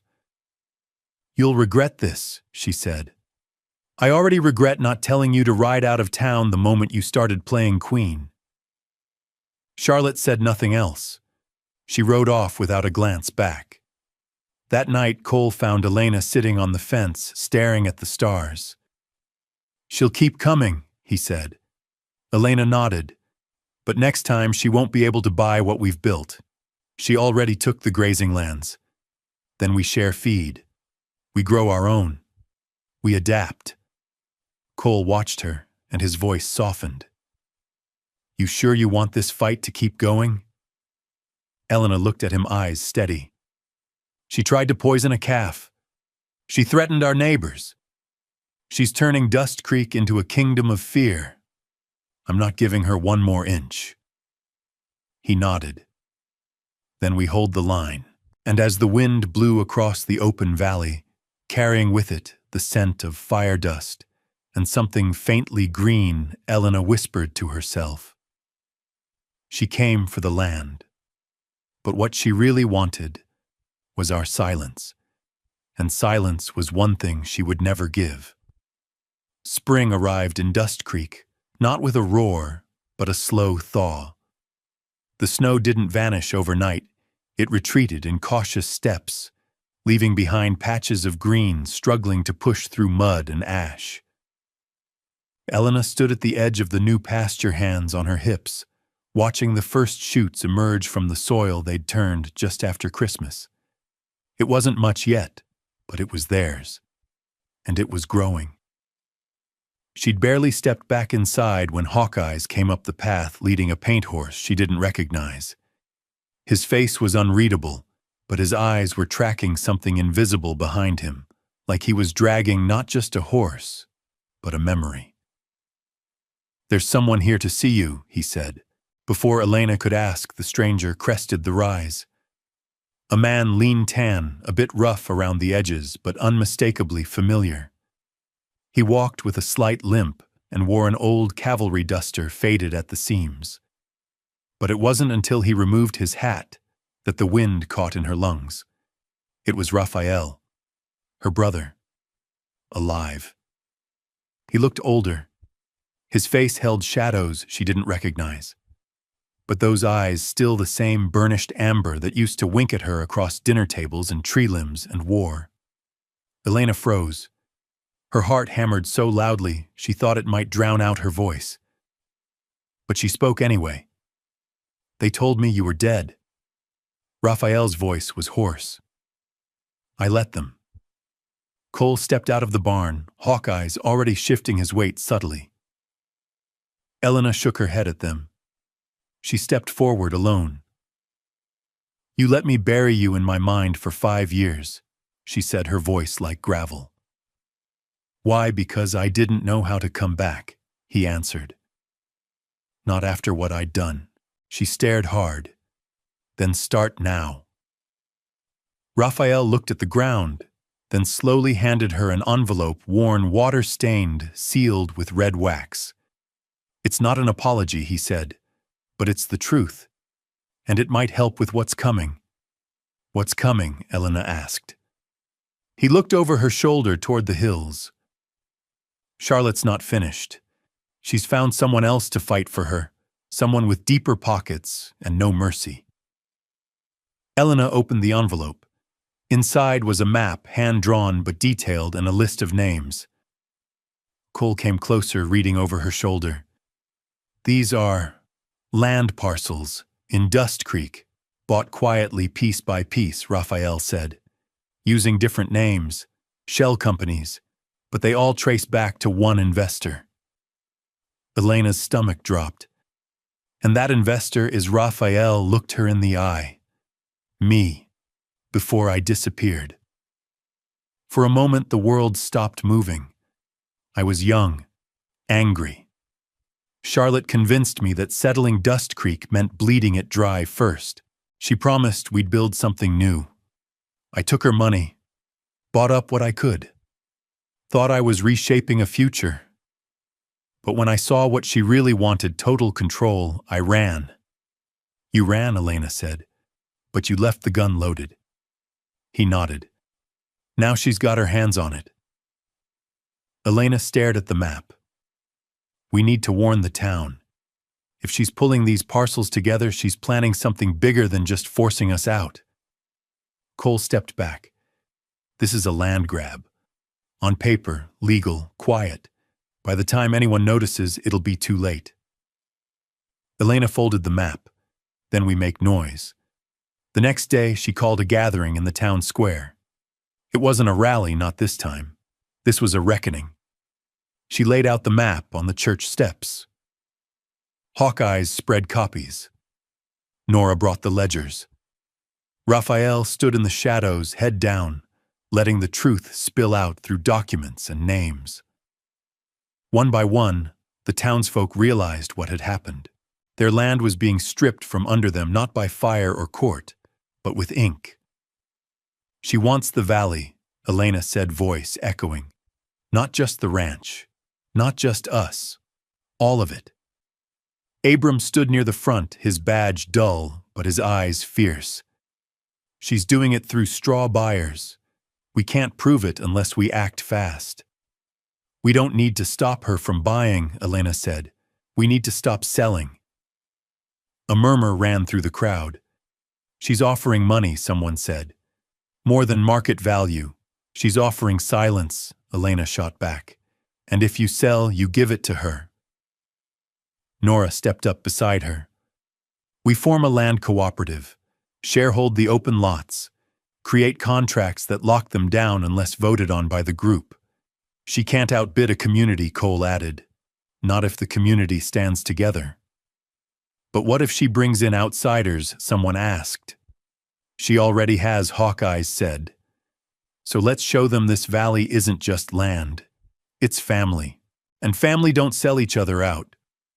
It took hours. It took grit. But by nightfall, they had signatures, agreements, a network. Raphael handed over the last parcel he'd bought before disappearing, signing it over to the co-op with a quiet, "I'm sorry." Elena watched him walk away from the church, hands in his coat. She followed. "Why come back now?" she asked. He didn't turn, because when I heard what you'd built, I wanted to see if I still had a place in it. She stepped beside him. You do, but it's not the place you left behind. I wouldn't expect it to be. They stood together under the stars. No apology, no absolution, but something better understanding. You know she'll come harder now, Raphael said. This time she's not after revenge. She's after legacy. Elena nodded. Then she's about to learn something. He turned to her. What's that? She looked out at the valley, the lights of homes flickering like fireflies, the land she'd fought for, stitched with names and hands and memory. She might own deeds, but we own roots. The letter arrived on a Wednesday. Official seal. Heavy parchment. Delivered by a state courier who wouldn't look Elena in the eye. She opened it with steady hands, even though her chest felt tight. Inside, a summons. Charlotte had filed for a federal injunction, claimed the newly formed Dust Creek Cooperative violated land use codes, interfered with business rights, and constituted unlawful resistance to development. They were being ordered to dissolve. Cole read the document in silence, jaw flexing. She's pulling in outside law now. She knows she can't win here, Elena said. So she's trying to move the fight somewhere colder, somewhere louder. She thinks paper can undo roots. Hawkeyes muttered. Still doesn't get it. Raphael sat by the window, turning the paper over in his hands. This time she wants to make an example of us, to show what happens to towns that don't kneel. Elena looked out at the land, their land stretching gold and green under the afternoon sun. She didn't feel fear. Not anymore. We're not going to fight her in some far-off courtroom, she said. We fight here, with what she can't buy. That night they gathered the town. No banners, no speeches, just firelight boots and people standing shoulder to shoulder in the cold. Elena stood on the back of the old flatbed wagon and held the letter high. She wants us gone, she said. Not because we broke the law, but because we broke her story. She wrote a version of Dust Creek where we don't count, Elena continued. But we changed the ending. Now she's scared others will too. A murmur rolled through the crowd. Faces hardened, heads nodded. Then what do we do? Someone called. Elena raised her voice. We don't run. We don't dissolve. And we sure as hell don't forget who we are. She handed the letter to Miss Liddy. Frame it. Hang it in the schoolhouse. Let our children see what we stood up to. The next morning the agents came. Not with guns, but clipboards, briefcases, and polite smiles. Black sedans in neat rows. They asked calm questions. Took photos of water lines, livestock sheds, fencing. Interviewed shopkeepers, children, widows. But no one cracked. No, ma'am, I don't feel coerced. Yes, sir, I joined the co-op voluntarily. No, ma'am, nobody pressured me. Just neighbors speaking plain. 2 days later, the agents left. They filed their report. And then, nothing. Charlotte didn't show up. No lawyers, no second wave. She didn't ride in with flame or fury. She just disappeared. Dust Creek waited for weeks, then months. Still nothing. And one by one, folks began to let go of the breath they'd held since winter. The season turned. Fences got mended. Seeds were planted. Calves were born. Elders passed on. The town didn't forget, but it didn't freeze either. It moved forward, and so did Elena. She stood beside Cole on the ridge one morning, the air thick with the scent of wild clover. Below them, the cattle moved like slow waves across the pasture. Feels different now, Cole said. It is, Elena answered. We're not surviving anymore, we're living. Raphael stayed too. He built a small cabin on the north edge of the land he once helped sell. No fanfare, no grand return, just quiet work horses, fence posts, coffee before dawn. People forgave him, slowly. Nora brought him fresh bread without saying a word. Abram offered help rebuilding his roof after a storm. Trust came in pieces, but it came.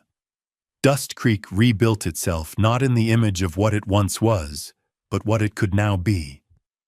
The co-op reopened under a new name, the Commons.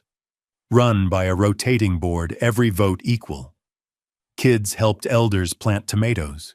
The church hosted barn dances again. Hawkeyes taught self-defense in the schoolyard. Nora opened a lending library in her kitchen. The town didn't get richer. It got deeper.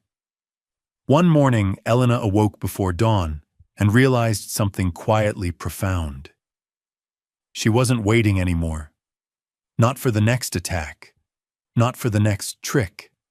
Not for Charlotte. She had stopped living in fear. Later that week, Cole found her beneath the old oak behind the barn, the one where they'd once tied up a makeshift swing from a rope and feed sack. You know, he said, easing down beside her, we never did have a wedding. Elena didn't turn. She just smiled at the horizon. That's because we never had time. Well, Cole said, resting his arm on her knee, I think we've earned some. They married right there. No preacher, no dress, no invitations. Just a ring made of string and a kiss so honest it made Hawkeyes tip his hat and walk off pretending not to smile. That night, the whole town came out, not to watch, but to stand beside them. And in the quiet after the dancing, when the fire was dying low and the sky had turned to velvet, Elena stepped onto the porch once more and looked out at the land.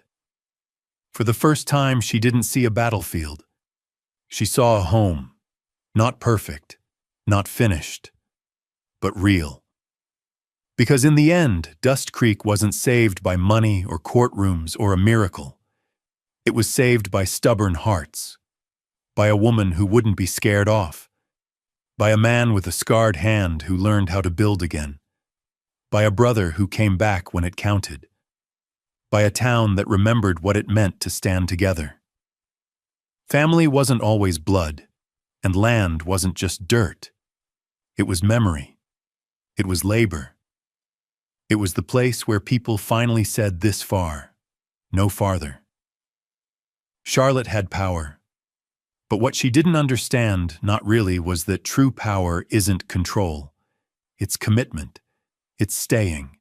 And in Dust Creek, people stayed. They stayed because love stayed, because roots held. Because even through fire and court orders and threats whispered like wind over graves, the land had chosen its people, and the people had chosen it back.